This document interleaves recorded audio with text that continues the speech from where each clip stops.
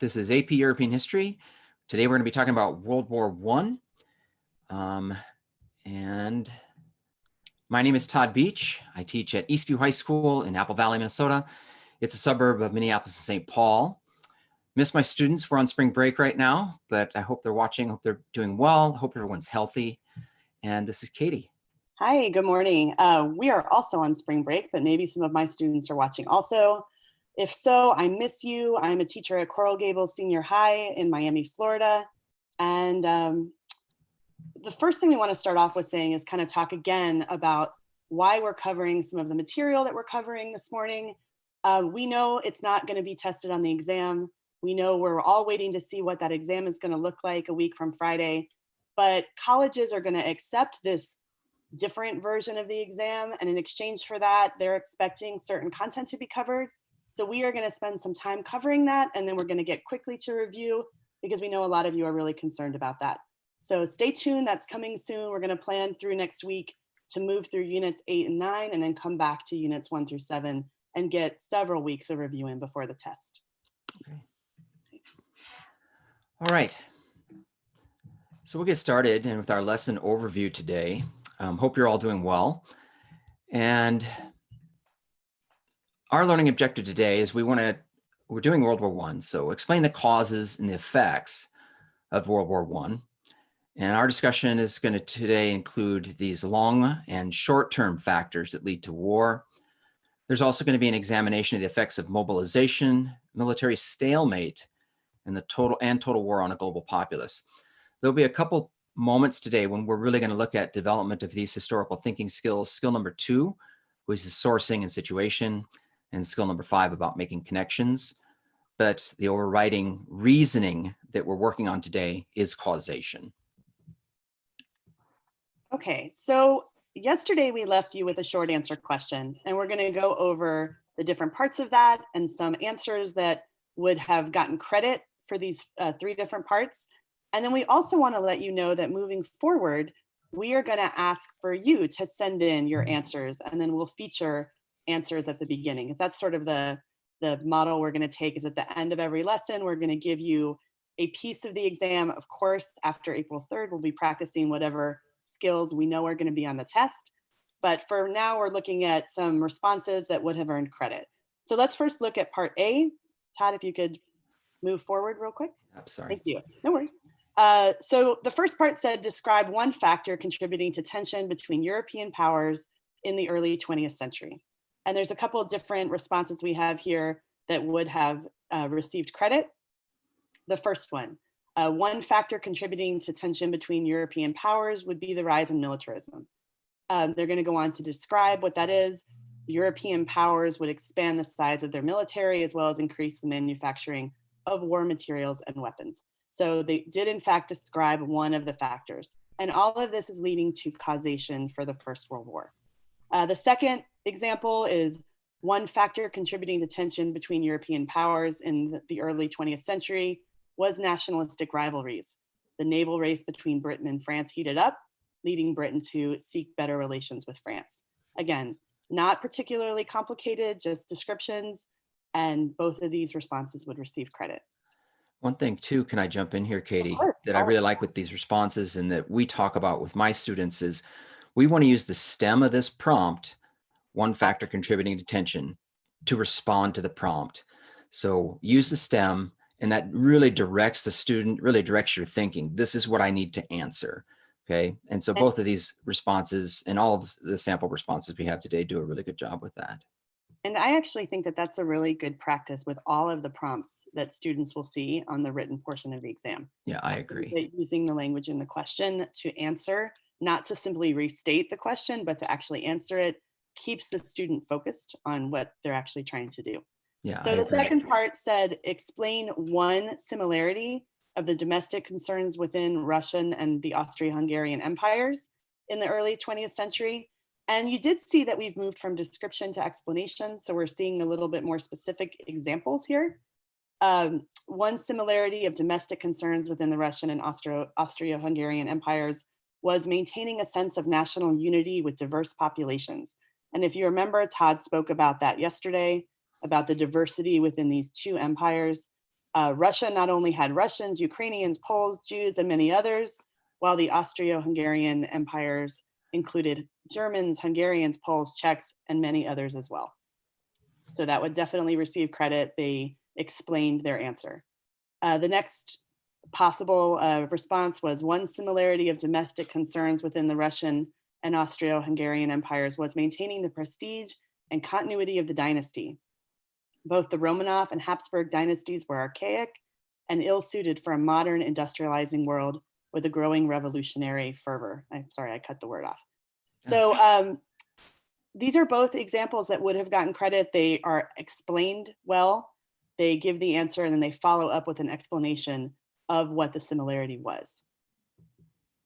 All right, and last, explain one difference in the foreign policies of Germany and Great Britain in the early 20th century. So the first response is one difference in the foreign policy of Germany and Great Britain in the early 20th century was that Britain's solitary and peace-oriented, while Germany was ambitious and expansive. Britain only reluctantly broke out of splendid isolation to seek allies, while Germany embarked on an aggressive colonial policy that Bismarck would have spurned. That's a really nice answer and well explained. And then our second response is one difference between the foreign policies of Germany and Great Britain would be that Britain would work to create friendly relationships with former rivals, such as the Entente Cordiale with France, whereas Germany seemed to want to create international discord by antagonizing powers, such as provoking the first Moroccan crisis. So these are, again, short, right? These are only 2 sentences each, but both of them do a really nice job of answering the question and rising to the level of explanation here. Really good. Thanks, Katie. We'll launch in today to talking about World War I. And again, our big overriding thing we want to be looking at is causation today. And so we're going to look at long-term causes as well as short-term causes that bring us to war. And so as we look at this slide here, and you see that we have 3 things we're going to be talking about: identity formation, national belonging, and then after 1871, a much more exclusionary look at nationalizing. So the image I chose to kind of give us some context here. It's probably not an image that many of you are familiar with, but it's a Monet painting, the Rue Saint-Denis, celebration of 30 June 1878. And I think a lot of people, when they see this, they think, oh, it must be Bastille Day in Paris, but this is on the 30th of June. And it's a few years after the Franco-Prussian War, which the Prussians overwhelmingly won. But we're seeing these big celebration, and the celebration on the 30th of June was about nationalism. It was about, hey, we're returning to normalcy. We are, the economy is strong again. Things are good. There were parades of military soldiers in the streets. And then, of course, Monet paints this scene of all these flags hanging down Rue Saint-Denis. So I just think it was a good image to kind of give you this idea that nationalism begins with this idea that, hey, we're about commonality and this is a good thing. But if you take it to its extreme, it can lead to war. So identity formation, the unifying characteristics of nationalism: we have similar customs, we speak a similar language, our traditions are similar, we may have similar religions. The idea of national belonging, at this time, we're seeing an extension of voting rights to working men, not to women. We're seeing an extension of social welfare programs to working people and universal military conscription.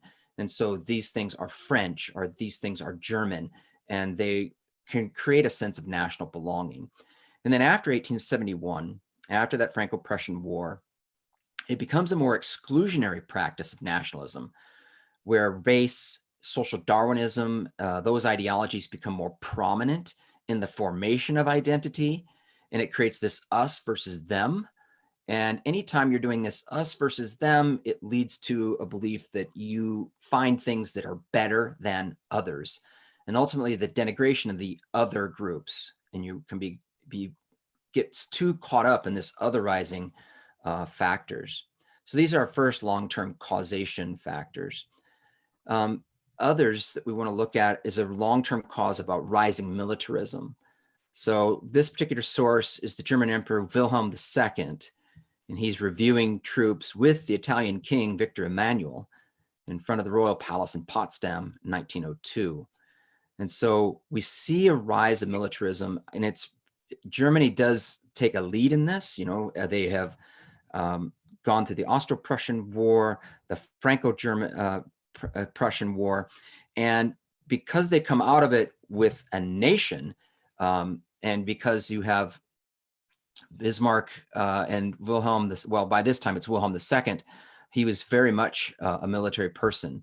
So rising militarism due to technology. The Industrial Revolution had a profound effect on the means of war making, and that war making, such as the Maxim machine gun, which they used to imperialize Africa, but Europeans had never really seen that kind of weaponry used in a European war yet. Number two is military values. There's a patriotic national press, so people are reading about this, and popular notions that this time that war is manly and it's heroic. And these are values that are very well cultivated throughout society. And then finally, with leaders, policymaking. So secular leaders relied on generals and military experts to help shape public policy. So not just military policy, but public policy. So we see this rising militarism also as an event that leads to war. That's great. And I always, excuse me, tell my students, they sort of come into the course thinking that nationalism just is pride in your country. So it's all overwhelmingly positive, and sort of having them trace the different sides of nationalism, certainly in the second half of the course, is so important. So that was great. Imperialism isn't actually an immediate cause, but there are certain tensions that it creates, and the rivalries that exist prior to 1914 are going to foreshadow what's going to happen in 1914. And for example, an example of this are the Moroccan crises. So the first Moroccan crisis is a conflict over the status of Morocco, where Germany is seeking to sort of challenge France's growing control and looking to shake up that alliance between England and France.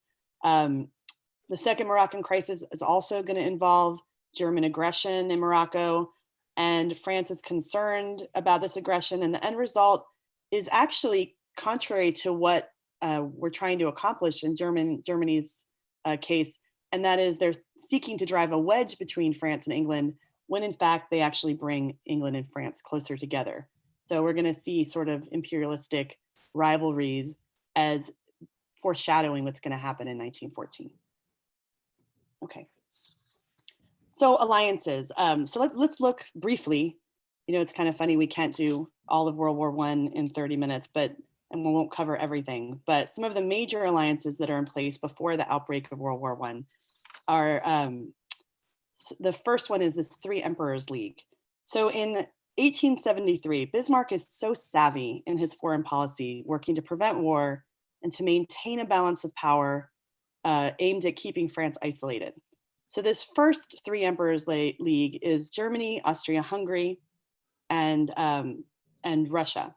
And they will pledge to come to, they will pledge to come to one another's aid in time of war. And then Russia withdraws from this, which leaves us moving forward with this dual alliance.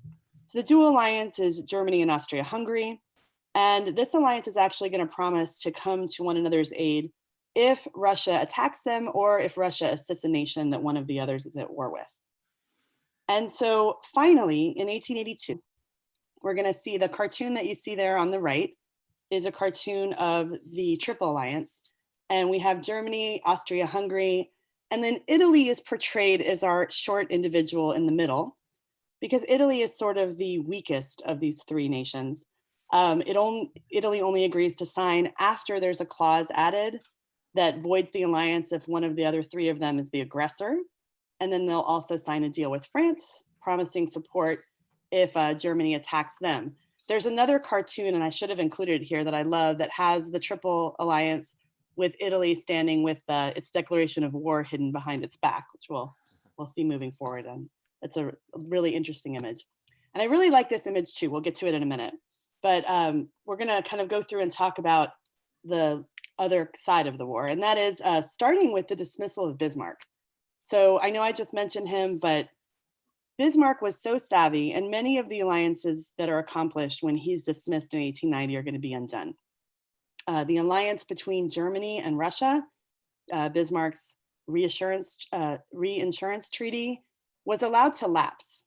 And this is a huge deal because then that's going to allow for an alliance between Russia and France. So, and then because Britain fears German naval strength, they're going to sign the Entente Cordiale, which is sort of a warm understanding between these two nations and the beginning of a nice alliance there.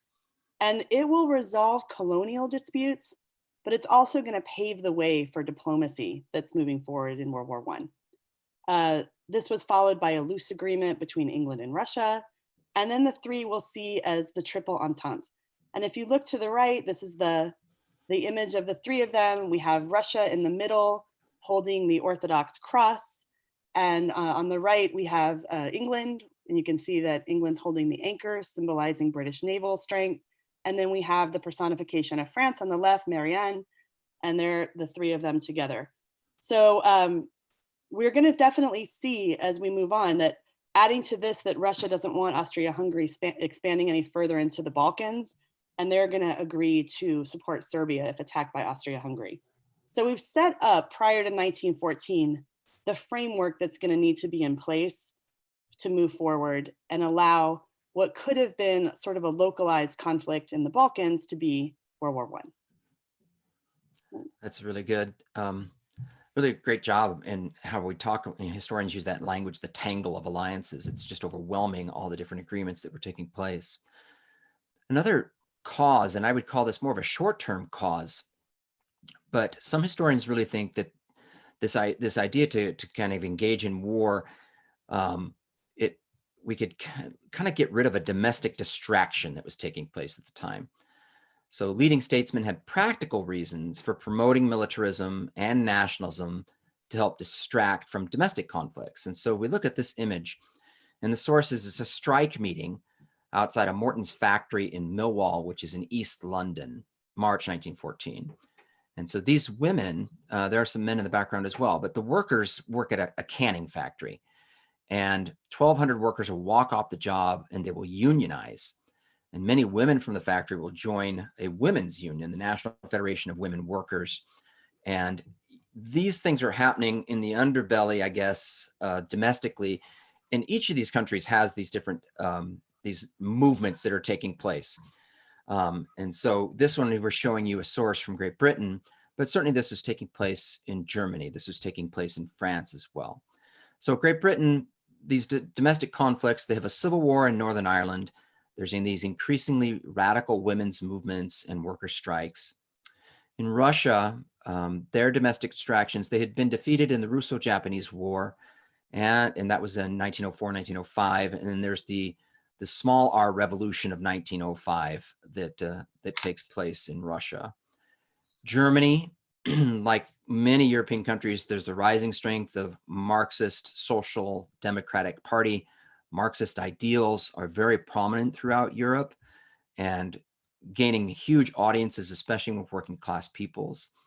And that's also occurring in France, labor strikes, and the government is experiencing some budget problems, even though there is a pretty strong recovering economy that's taking place in France at the time.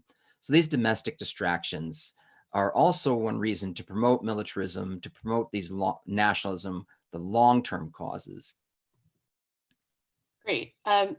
So as far as short-term causes, I know a lot of us as teachers use acronyms to sort of keep a lot of the content straight sometimes. And some teachers use MAIN or mania or maniacs to remember these different long-term causes. But I use mania with the last A to be assassination to kind of distinguish it as the spark that will start the war. And so just to go from the assassination of the Archduke on the 28th of June, 2014, he's assassinated by Bosnian nationalists. On the right, there's a picture of him and his wife, who were both killed by Gavrilo Princip. This is just before they were assassinated. And we go from there, we move on. And within just over a month, we have dragged all of these other nations into the conflict. Just after this happens on July 5th, Germany extends their blank check. I laugh sometimes that my students don't know what that means, because I guess we're just so moving away from writing checks. But the idea of a blank check just being an open assurance of whatever Austria may need during this time. And from there, we quickly move from that to Austria issuing an ultimatum to Serbia, an ultimatum being you have to adhere to our demands or else, and not getting an answer that they want, they quickly declare war by July 28th. And this really now starts to drag those alliances in to make this a conflict that could have been localized into a worldwide conflict. So Russia will begin mobilization. Germany will give an ultimatum also to Russia to stop that. When they don't, they will declare war on Russia. And now we have definitely triggered these other alliances that come into place. Germany declares war on France by August 3rd. The German troops invade Belgium, which then brings in Great Britain by August 4th. And so within just a few weeks, we have taken this localized conflict and we have turned the assassination of this one Austrian person that frankly not everybody really even liked into a conflict that is going to be worldwide and include all of the major powers at this moment. Okay, move some guided practice and some skill development. And our skill that we're going to be working on right now is sourcing and situation. And I'm kind of describing this as the mood of 1914. Because of the rising nationalism, because of rising militarism, when the call goes to war, there is this mood in every country that it's going to be fast, we're going to overwhelmingly win. And so if you were to examine a lot of newspaper articles and a lot of just the press at the time, it's a very pro-war environment. So I've selected a source that is different. So this source is from British philosopher Bertrand Russell. And this is an excerpt that he published in The Nation, which is a British political periodical in August of 1914. I should also mention that Russell was later dismissed from his post at Cambridge University and sent to prison for his views about the war. So that's just a bit of an aside too, is that you're going to see nations pass these laws which suppress civil liberties at the time. So you cannot speak out against the war. And those laws will get passed even in the United States when the United States joins in 1917. So I'll do this as a read aloud, and then we'll get over to that, the task over on the left. From Bertrand Russell. A month ago, Europe was a peaceful comedy of nations. If an Englishman killed a German, he was hanged. Now, if an Englishman kills a German, or if a German kills an Englishman, he is a patriot who has deserved well of his country. We scan the newspapers with greedy eyes for news of slaughter and rejoice when we read of innocent young men, blindly obedient to the word of command, mown down in thousands by the machine guns of Liège. Those who saw the London crowds during the nights leading up to the declaration of war saw a whole population, hitherto peaceable and humane, precipitated in a few days down the steep slope to primitive barbarism, letting loose in a moment the instincts of hatred and bloodlust against which the whole fabric of society has been raised. In the final paragraph. And all of this madness, all this rage, all this flaming death of our civilization and our hopes has been brought about because a set of official gentlemen, living luxurious lives, mostly stupid, and all without imagination or heart, have chosen that it should occur rather than that any one of them should suffer some infinitesimal rebuff to his country's pride. So our skill is sourcing and situation. So you're doing some sourcing. Explain the significance of the source's point of view, purpose, the historical situation, and or audience, and include how these might limit the use of a source. So you're doing sourcing. Think about this. What would you write down? And even just take a moment to write down a few bullet points. How would you source this article, this excerpt? Give you just a second or two to think about this. Jot down some ideas. Again, if we were in the classroom, we could turn and talk.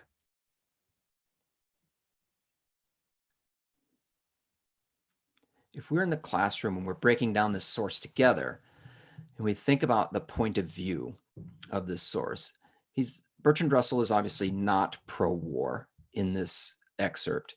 He's against the war, but also the author and his particular perspective. What about his role as a professor? How will that help shape his different perspectives about going to war? okay, his role as a professor. We can think too about the audience of this. So he's publishing it in a British political periodical. This is not published in the newspapers that are sold on the street.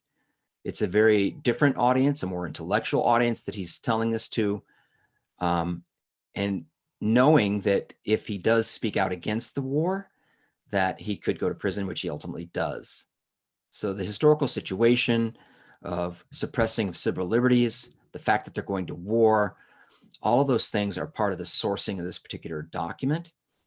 And its purpose, he's speaking, because it's to a political periodical, he's speaking to peers, right?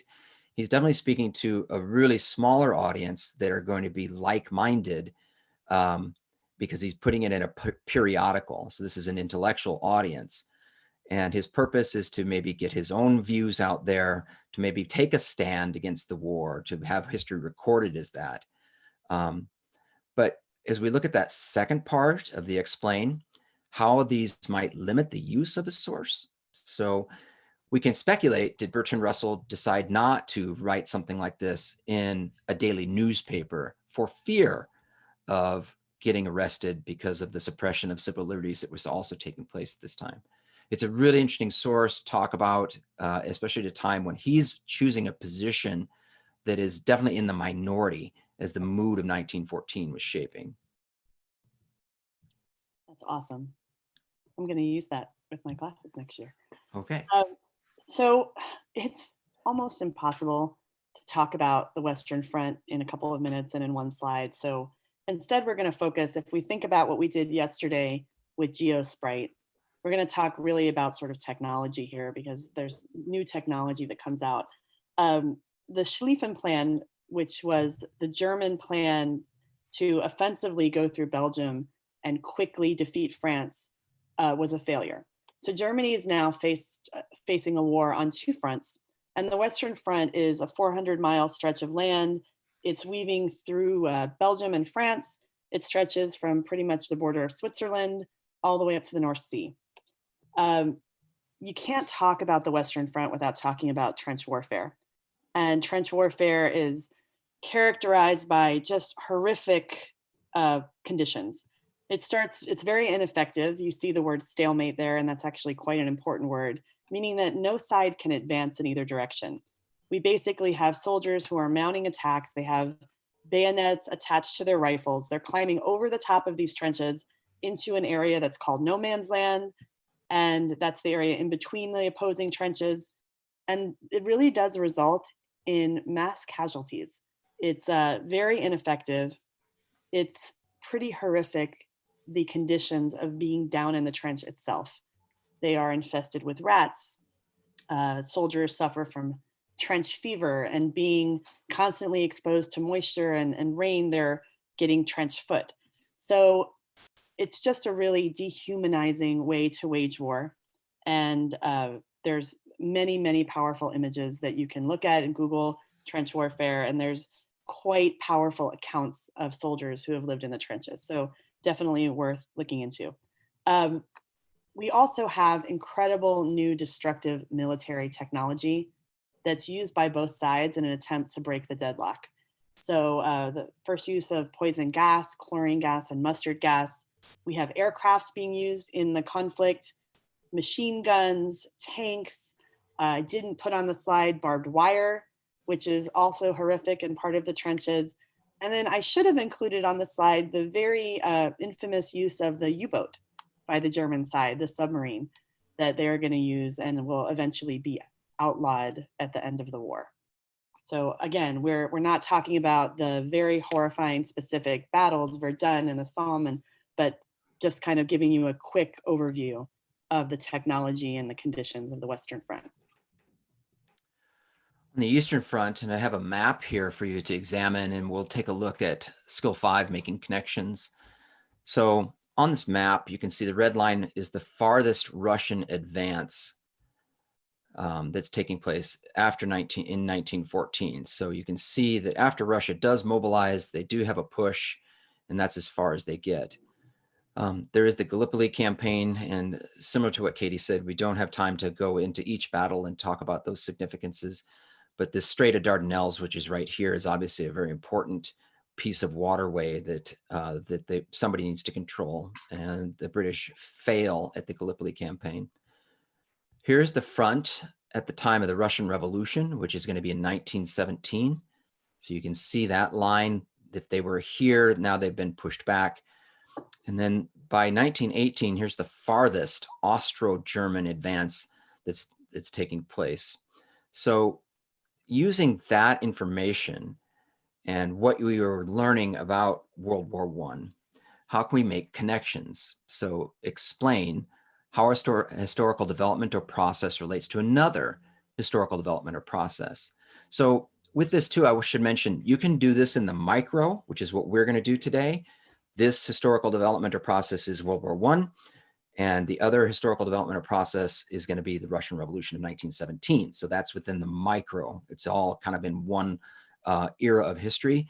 It could also be done in the macro. So how can one event or revolution be similar or connected to another event or revolution across history? So we're doing skill 5 in the micro today. So using the evidence presented in the map, explain the significance of domestic troubles in Russia as it relates to the army's success in the war. And if you were to jot down some things, some bullet points to turn and talk at this point, what would you be talking about? How could you respond to that particular prompt? How the significance of the domestic troubles that are taking place in Russia relate to their army's success, or as we can see on the map, their lack of success in the war. So we're going to be talking about the Russian Revolution tomorrow. And so if you've learned about the Russian Revolution, this is going to be an easier prompt to respond to. But for today, we would certainly talk about how, we remember the context from yesterday where half the army didn't have rifles, and we see the German army pushing them back. And you could certainly formulate a response that in the micro that connects how their domestic troubles, revolutionary aspects that are taking place back home are weighing on their lack of success on the front. And then also on the Eastern Front, just a quick breakdown of what happened. So on the Eastern Front, the Germans turned back the initial Russian attacks and Russian attacks, and they're going to win victories at Tannenberg and Masurian Lakes in August and September of 1914. So Russia has success early and then doesn't have any anymore. By 1915, staggering 2.5 million Russian soldiers had been killed, wounded, or captured. German army occupied huge swaths of the Russian Empire, yet Russia continues to fight on. So I'm going to stop there and just take a look at that image on the left. It's a really interesting piece of propaganda. It's a pro-Russian piece of propaganda. You see the white Russian bear over on the right, the bear representing the country of Russia. You see the symbol of Russia here as well. Interesting that the bear is portrayed as white, being purity and innocence and goodness. And then we see Franz Joseph climbing the tree, Kaiser Wilhelm climbing the tree, afraid of the bear. So definitely a piece of propaganda that's Russian at the time to promote this idea that we're doing good things. Looking at C, about a third of the civilian population was killed or became refugees under this brutal occupation. Was characterized by a very anti-Slavic prejudice. The war widens. The entry of the Ottoman Turks on the side of the Central Powers brings the war to the Middle East. And then there were other atrocities as well, as the Armenian genocide, an example of a modern ethnic cleansing carried out by the Ottoman government, where over 1 million Armenians died from murder, starvation, and disease. And so we're going to talk about this construct of total war, but there's no one that is not touched by what's going on in some way, shape, or form. Yeah, we've had total war up at the top of the screen, but it is a war that involves a country's citizens and resources, everyone. So we have conscription, the military draft that's going to send millions of men to the front, that's going to leave a vacuum of position for workers. That will change many of these countries in significant ways. We're going to see labor unions power because they know that they're important and that they're needed. And in a minute, we're going to talk about the fact that women also are part of this push for new jobs. We're going to see transportation systems and industries nationalized, taken over by the government, particularly for war production at the time. And we're going to see widespread use of propaganda because as the war drags on far longer than most people expected it to, the governments really need to maintain enthusiasm. And you see on the right a piece of British propaganda trying to have women and wives support their husbands going off to fight. It's a British piece for their various militaries. And if you'll change the slide. And then I love this picture. These are munition workers in a factory in London, and they are taking the position that men left when they enter the conflict. They're often entering the workforce for the first time. And we are going to change dramatically ideas about gender roles. We also have things at this time like food rations, rationing coupons, war bonds are sold. So life is transformed by this World War I for everyone in the countries that are participating. Every citizen feels the impact of the war. All right, so we're kind of skipping ahead to 8.4, but we're doing that in order to limit our different things that we're going to do prior to starting review. So I'm going to very quickly go over the important treaty that ends the war, the Treaty of Versailles. Of course, by the end of the war, Russia is exited, and we'll talk about that tomorrow as the Russian Revolution unfolds. The US has entered the conflict on the side of the Allied powers, and we're going to see President Wilson play a role here, the President of the United States.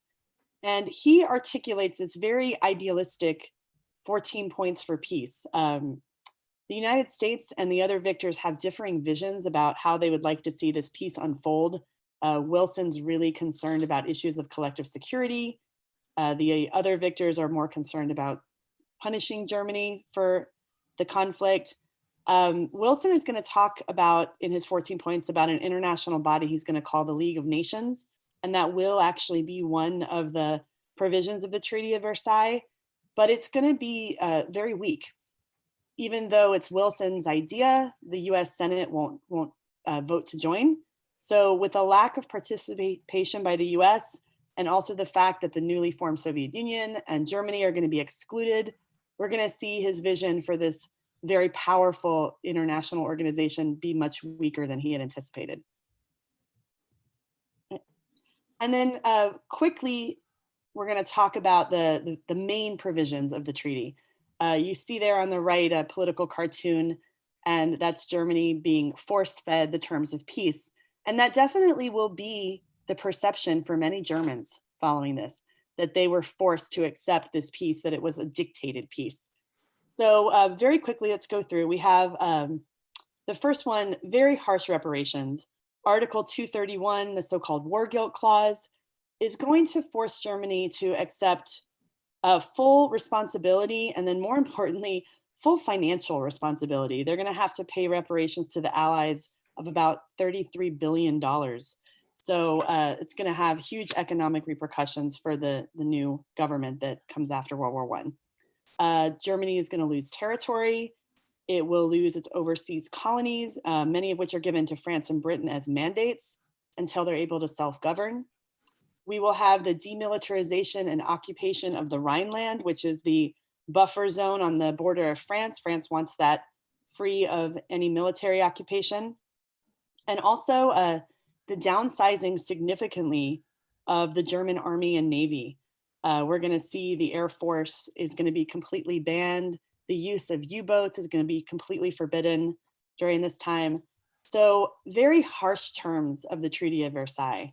And so the little clause at the end there is just for you to think forward that after the Treaty of Versailles, we're going to see the Weimar Republic, this democratic government emerge, but it's already crippled by all of the provisions of the Treaty of Versailles. It's crippled economically by the reparations, and it's crippled as far as its nationalism because of this perception of a dictated peace. So unfortunately, that attempt at democracy will end up being short-lived, and we'll get to that later. Okay. So our key takeaways today, we wanted to certainly explore the reasoning process of causation, short and long-term causes of effects of World War I. The thinking skills that we were looking at, we did some sourcing with the Bertrand Russell piece, and then we also did the making connections with the map about the connection between what's going on in the Russia domestically and at home as it relates to their success in the war. And then obviously we were trying to learn the essential content from World War I today. Okay, so I hear teachers sighing as we were putting this up. This is actually was SAQ number 2 from the AP exam in 2018, and it goes right along with what we've been talking about. We have a political cartoon there, and of course I'm going to go over that as we start our lesson tomorrow. But I want to go through the prompts, and then encourage anyone who would like some practice and might want to be recognized tomorrow to email us your response to this, and maybe we'll pick yours as the correct responses to go over. So the first thing you're going to do is describe one cause of the international situation depicted in the cartoon. And then you're going to move on to B, which is explain one effect of the international situation in the cartoon. And then finally, you're going to explain the cartoonist's perspective. And if you look at the top of the cartoon, it does tell you what's going on, where the cartoon is from. So you can definitely see the point of view of the artist as you're thinking about how to answer part C. And we'll explain the cartoon tomorrow, and hope that you will consider sending us your response, because it would be kind of fun. And it's down there, apeurovirtuallearning@gmail.com. All right, Todd, you have anything to add? Oh, yes, you do. One thing from College Board, they wanted us to read this announcement. We know that not all students have access to the internet or a device. We're working on solutions to help students get what they need to show their best work. If you need mobile tools or connectivity, or know someone who does, you can reach us directly to let us know, cb.org/tech. So that has to do with not only these sessions, but I would think probably going forward with the exam itself. Okay, so we really appreciate you guys watching. We do. Hope that it's been helpful for you today. Stay well, stay safe, wash your hands, practice social distancing, all those things. We miss seeing you. Miss Lancy, I'm very curious, Coral Gables High School, what are your colors and what's your mascot? So our mascot is the Cavalier. Okay. So I frequently get to explain that when I'm doing the English Civil War to my students. Sure. And our colors are red and gray. How about you? Eastview, we are blue, black, silver, and white, and we are the Lightning. Okay. So very it. dangerous. If any Cavaliers are watching, I miss you so much. And I will speak to you soon on Zoom on Tuesday. Okay. Take care. Take care, everybody. Thank you for watching.